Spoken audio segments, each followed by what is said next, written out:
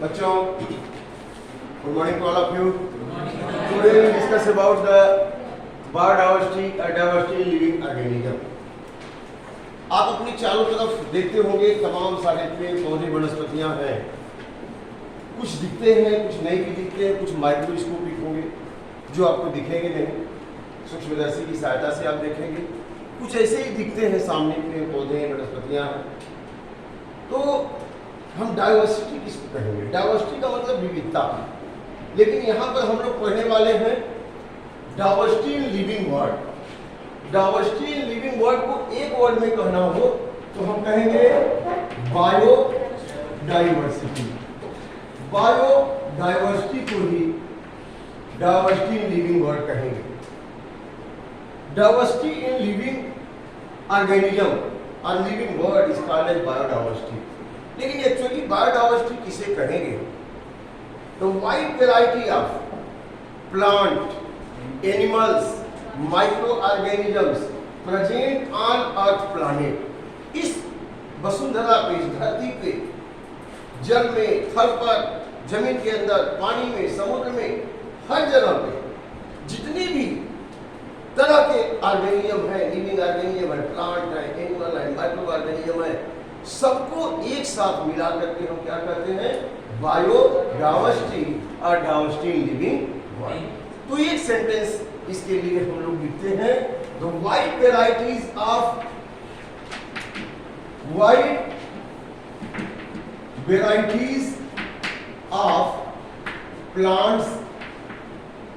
Plants, animals and microorganisms. Wide varieties of plant, animals and microorganisms present on Earth planet are called as biodiversity.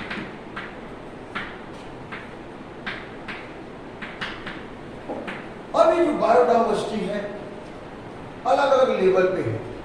एक तो genetic level पे, genetic level पे अगर आप देखें, human being को ही ले लें, पूरे वर्ल्ड में लगभग 7 बिलियन लोग हैं, लेकिन ये 7 बिलियन लोग एग्जैक्ट एक जैसे नहीं, थोड़ा अंतर है।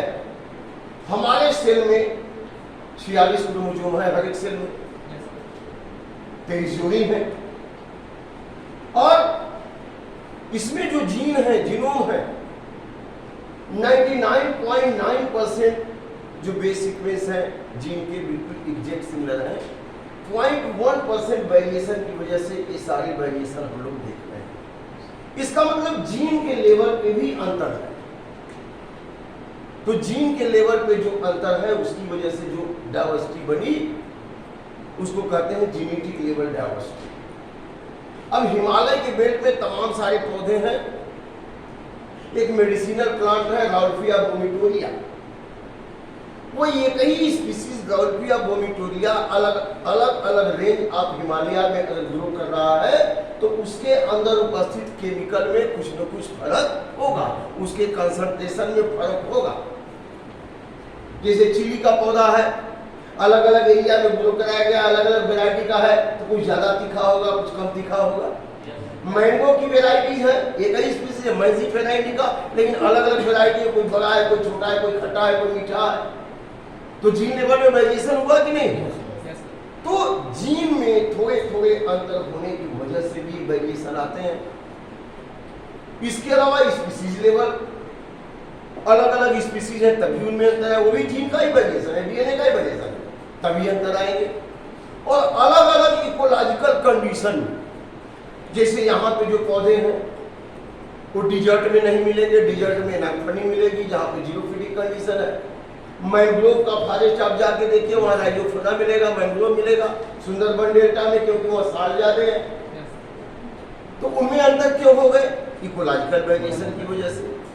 तो जीन के लेवल में अंतर होने की वजह से, उनकी स्पीसीज में अंतर होने की वजह से, इसके अलावा हैबिटेट में अंतर होने की वजह से तमाम सारे कारणों से उनकी मॉर्फोलॉजी, फिजियोलॉजी, एनाटॉमी में परिवर्तन होता है और इसकी वजह से wide variety of plant and animal micro organism धरती पे हैं। इसके अलावा जीन में म्यूटेशन होगा, रिकॉम्बिनेशन होगा, जिसकी वजह से उनके फिनोटाइपिक कैरेक्टर में थोड़े थोड़े अंतर आते हैं। आज हमें इस चैप्टर में ये देखना है कि इस वसुंधरा पे, इस धरती पे, इस अर्थ प्लानेट पे अलग अलग तरह के कितने तरह के ऑर्गेनिज्म हैं और उनको ठीक से स्टडी करने के लिए कितने तरह के ग्रुप में बांटा गया है, कैसे सिस्टमेटिक ढंग से उनको क्लासिफाई किया गया है। ये सारी बातें हम इस चैप्टर में पढ़ेंगे। बात समझ में आ गई? आपको क्या पढ़ना है अभी? Living organism, wide variety of living organism को पढ़ना है और अलग अलग ग्रुप में कैसे क्लासिफाई किए गए हैं उसको पढ़ना है। तो let us see the need for classification of living organism. क्यों क्लासिफिकेशन की जरूरत पड़ी? अगर हमने देखे पूरे धरातल पे, पूरे पृथ्वी पे या प्लैनेट पे लगभग मोर देन 7 मिलियन स्पीसीज है। Systematic study of different type of living organism requires classification. उनका अगर सिस्टमैटिक स्टडी करना है तो उनको एक निश्चित ग्रुप में बांटना पड़ेगा।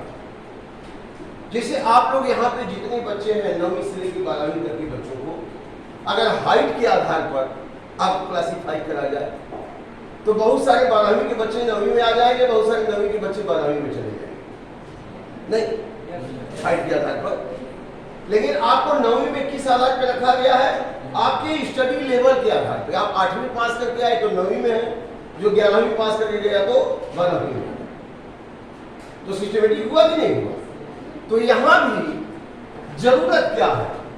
अब आप देख सकते हैं कि living organism have evolved on the earth over millions of year ago. 3300 million year ago bacteria बना, प्रोकैरियोटिक सेल बना। कितना साल पहले? 3300 मिलियन ईयर एगो। लेकिन वो बैक्टीरिया तो है, लेकिन धीरे धीरे उसमें मॉडिफिकेशन होकर के कुछ चेंज होते गए। जैसे आप लोगों के साथ 5वीं में बहुत सारे बच्चे पढ़ रहे थे, बच्चियां पढ़ रहे थे। कुछ लोग सेलेक्ट हो गए नवोदय में, वो एक साथ आ गए नवोदय विद्यालय। अभी 12वीं तक आप एक साथ रहेंगे, 12वीं तक भी नहीं रहेंगे, 10वीं तक रहेंगे। 10वीं के बाद कुछ लोग साइंस ले लेंगे, कुछ आर्ट लेंगे, कुछ कॉमर्स ले, अलग अलग जगहों पे चले जाएंगे। उसके बाद भी सिलेक्शन जैसे जैसे होगा अलग अलग जगहों पे जाएंगे। और आप नीट में सिलेक्शन हो गया तो डॉक्टर कहलाएंगे, इंजीनियर हो गया तो इंजीनियर कहलाएंगे, IAS PCS बन गए तो जो बन जाएंगे वो कहलाएंगे। वैसे ही ऑर्गेनिज्म में भी धीरे धीरे परिवर्तन होता है। जहाँ के वातावरण में रहता है उस वातावरण के हिसाब से वो एडजस्ट करना चाहता है, अपने आप को अनुकूलित करना चाहता है और उसमें थोड़े चेंजेज आते हैं और चेंजेज उसके लिए उपयोगी हो गए तो वो चेंजेज पीढ़ी दर पीढ़ी कैरी हो जाते हैं और उसमें परिवर्तन आने लगते हैं। आप अभी अपने माँ बाप के बच्चे हैं, अभी 9वीं 10वीं 9वीं में पढ़ रहे हैं, लेकिन जिस दिन आप नीट क्वालिफाई कर लेंगे, IIT क्वालिफाई कर लेंगे, 5 साल पढ़ने के बाद आपको डॉक्टर कहा जाएगा, IIT करके आए तो इंजीनियर कहा जाएगा कि नहीं कहा जाएगा? तो वैसे ही ऑर्गेनिज्म में जैसे जैसे बदलाव आते हैं, उनके रूप बदलते हैं, फिर उनके नाम भी बदलेंगे, उनका ग्रुप भी बदलेगा। तो इतने सारे प्लांट एनिमल हैं, उनको कैसे हम पहचाने, कैसे जाने? बहुत सारे तो ऐसे माइक्रोस्कोपिक है, वो बिल्कुल माइक्रोस्कोप पे ही दिखेंगे, और कुछ ऐसे हैं जो बहुत बड़े हैं, जैसे ब्लू व्हेल है, सिक्वोया जायजेंटिका है, काफी बड़े बड़े हैं। और कुछ ऐसे हैं जो जिनका लाइफ स्पैन बहुत कम दिन के लिए, कुछ ऐसे हैं जो बहुत ज्यादा दिन के लिए उनका लाइफ स्पैन है, कई साल तक रहते हैं। तो अलग अलग शेप, साइज, आकार, लाइफ स्पैन, अलग अलग उनका मॉर्फोलॉजिकल कैरेक्टर है। लेकिन उनको क्लासिफाई कैसे हम करें सिस्टमेटिक अध्ययन करने के लिए? तो क्लासिफाई करने के लिए कुछ तरीके अपनाए गए। Basis of classification. क्लासिफिकेशन का आधार क्या बनाया गया? आधार ये बनाया गया कि जितने भी लिविंग ऑर्गेनिज्म है उनका बॉडी सेल का बना हुआ है। किसका बना है? सेल। सबसे पहले वो यूनिसेलुलर है या मल्टीसेलुलर है? अगर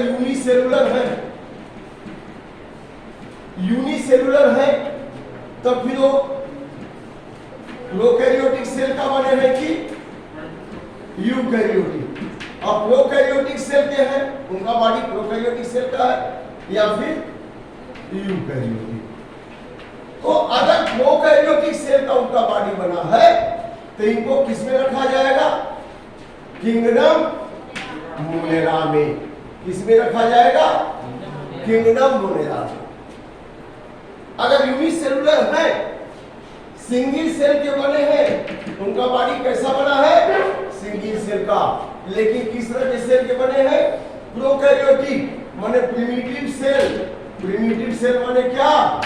लेस डेवलप्ड सेल। कैसा cell? Less developed. Less developed का मतलब आपको हमने बताया है कि उनका न्यूक्लियर मेम्ब्रेन है ही नहीं, न्यूक्लियस वेल डेवलप्ड नहीं है, nuclear membrane bound cell organism, mitochondria नहीं, गोल्गी कॉम्प्लेक्स नहीं, एंडोप्लाज्मिक रेटिकुलम नहीं, कुछ नहीं। केवल सेल वॉल है, सेल मेम्ब्रेन है, न्यूक्लियोइड है माने डीएनए है, राइबोसोम है और मीजोसोम्स है, वो अपना काम चला लेते हैं। मेम्ब्रेन बाउंड सेल ऑर्गेनिज्म नहीं है, वो बिल्कुल लेस डेवलप्ड है। वो बिल्कुल क्या है? लेस डेवलप्ड है एकदम। इसलिए उनको क्या कहेंगे? मोनेरा। किसमें रख दिए गए? मोनेरा में। तो मोनेरा में कौन आ गए? जितने भी बैक्टीरिया, जितने भी बैक्टीरिया हैं, साइनोबैक्टीरिया। साइनोबैक्टीरिया माने blue green algae, cyanobacteria, blue green algae. इसके अलावा आर्कियोबैक्टीरिया, आर्कियोबैक्टीरिया। इसके अलावा माइकोप्लाज्मा, इसके अलावा माइकोप्लाज्मा। ये सारे के सारे किसमें रख दिए गए? मोनेरा में, किंगडम मोनेरा में रख दिए गए। Kingdom Monera includes all the organism which are made up of prokaryotic cell. Their nucleus is not well developed because nuclear membrane absent. Membrane bound cell organisms are absent like bacteria, cyanobacteria, archaeobacteria, mycoplasma. ये सब किसमें आ गए बच्चों? Kingdom Monera. अब इसके बाद single cell के बने हैं, यूकैरियोटिक है। यूकैरियोटिक माने वेल डेवलप्ड सेल। इनका सेल कैसा है? वेल डेवलप्ड है। इसमें न्यूक्लियर मेम्ब्रेन है, न्यूक्लियर मेम्ब्रेन है, मेम्ब्रेन बाउंड सेल ऑर्गेनिज्म जैसे माइटोकॉन्ड्रिया है, गोल्गी कॉम्प्लेक्स है, एंडोप्लाज्मिक रेटिकुलम है। तो अब इनको किसमें रखा गया? Kingdom protista. Kingdom protista. Protista unicellular है लेकिन वेल डेवलप्ड न्यूक्लियस उनका है, माइटोकॉन्ड्रिया है, गोल्गी कॉम्प्लेक्स है, डेवलप्ड सेल। पहले ये बने थे 3300 मिलियन ईयर, लेकिन यहां से यहां तक आने में काफी समय लगा। ये लोग लगभग 1600 मिलियन ईयर को बने। ये बैक्टीरिया कब बना? 3300 मिलियन ईयर एगो। तो काफी लंबा समय लगा, ये वही इसको लिखते हैं। लेकिन प्रोटिस्टा के ऑर्गेनिज्म बनने में काफी 1600 मिलियन ईयर एगो, लगभग इतना एगो तैयार हो गए अप्रोक्सीमेटली। इसका मतलब कौन प्रिमिटिव है? कौन प्रिमिटिव है? कौन सबसे? मोनेरा प्रिमिटिव है। पहले बने, धीरे धीरे इसमें मॉडिफिकेशन होता गया, सुधार होता गया। उसके बाद कौन बने? यूकैरियोटिक बने, प्रोटिस्टन बने। ये लगभग 1600 मिलियन। इसमें कौन आएगा? इसमें कौन आएगा? अमीबा, पैरामीशियम है, पैरामीशियम। और कौन आएगा? यूग्लिना है, यूग्लिना। और कौन आएगा? और ट्रिपैनोसोमा। कुछ पैरासिटिक भी है, ट्रिपैनोसोमा। प्लाज्मोडियम भी इसी में आ जाएगा है, प्लाज्मोडियम भी इसी में आ जाएगा। ईस्ट तो फंगस में आएगा, यूनिसेलुलर वो भी है, सही कर रहे हैं आप, यूनिसेलुलर है, ईस्ट है। और इसके अलावा यहां पर आ जाएगा, और कौन आ जाएगा? एंट अमीबा, एंट अमीबा। ये सब यूनिसेलुलर है, ये इसमें आ जाएंगे। ये इनसे ज्यादा डेवलप है क्योंकि न्यूक्लियर मेम्ब्रेन है इसमें, माइटोकॉन्ड्रिया है इसमें, गोल्गी कॉम्प्लेक्स है इसमें, तो वेल डेवलप्ड हो गए। अब प्रश्न उठता है कि जो मल्टी सेलुलर है उनको कहां पर रखा जाए? एक क्राइटेरिया तो आपने बनाया, अगर यूनिसेलुलर है तो उनका सेल कैसा है? प्रोकैरियोटिक है तो मोनेरा, यूकैरियोटिक है तो दो किंगडम तो आपने बना लिया। तीसरा किंगडम किस आधार पे बनेगा? अब मल्टी सेलुलरिटी के आधार पर। अब मल्टी सेलुलर है, लेकिन मल्टी सेलुलरिटी में भी यस, एक मल्टी सेलुलर है तो सब यूकैरियोटिक ही है, ये तो पक्का है कि सबके सब में यूकैरियोटिक सेल के बने हैं। ये ऑर्गन और ऑर्गन सिस्टम इसमें है, लेकिन अब इनको किस भाग में बांटा गया, कैसे डिवाइड किया जाए? तो मोड ऑफ न्यूट्रिशन किया है। ये भोजन कैसे करते हैं, अपना पोषण कैसे लेते हैं? On the basis of mode of nutrition. तो अब यहां मोड ऑफ न्यूट्रिशन काम कर गया, मोड ऑफ न्यूट्रिशन। यहां तो सेलुलर ऑर्गेनाइजेशन काम किया on the basis of cell organisation. Cell organisation के आधार पे आपने देखा यूनिसेलुलर है कि मल्टीसेलुलर है, और यूनिसेलुलर है तो प्रोकैरियोटिक है कि यूकैरियोटिक है। अब जब प्रोकैरियोटिक की बात हो गई, यूकैरियोटिक की बात होगी, तो मल्टीसेलुलर। मल्टीसेलुलर में मोड ऑफ न्यूट्रिशन इनका क्या है? भोजन कैसे ग्रहण करते हैं? ये अपना भोजन बना लेते हैं या सड़ी गली चीजों से लेते हैं, या नहीं बनाते हैं, जो बनाने वाले हैं उनको खाते हैं डायरेक्टली इनडायरेक्टली। समझ में आ गया कि नहीं? Yes sir. तो those who are सेप्रोफिटिक, जो सेप्रोफिटिक है, सेप्रोफिटिक का मतलब नॉन क्लोरोफिलस है, सड़ी गली चीजों से लेते हैं भोजन, वो नॉन क्लोरोफिलस है। क्या है? नॉन क्लोरोफिलस, नॉन क्लोरोफिलस है, सड़ी गली चीजों से लेते हैं भोजन, और सेप्रोफिटिक है। तो इनको किस में रखा गया बच्चों? Kingdom, kingdom, kingdom fungi, kingdom fungi में रखे गए, किंगडम फंजाई। अब किंगडम फंजाई में कौन कौन आ गया? किंगडम फंजाई में एगरिकस का नाम सुना होगा, मशरूम है ना, देखते हैं ना बरसात के दिन में ऐसे छत्रक उग जाते हैं, देखा होगा, जहां कैटल डंग वगैरह डिकम्पोज हो रहा है, ऐसे छत्रक उग जाते हैं, एगरिकस हो गए। जितने फंगस है, सेलवाल तो है उसमें, काइटिन की बनी है, यूकैरियोटिक भी है सेल उनकी, लेकिन वो अपना भोजन स्वयं नहीं बना पाते, वो सड़ी गली चीजों से भोजन लेते हैं, तो उनको सेपरेट ग्रुप में कर दिया गया, किसमें? Kingdom fungi.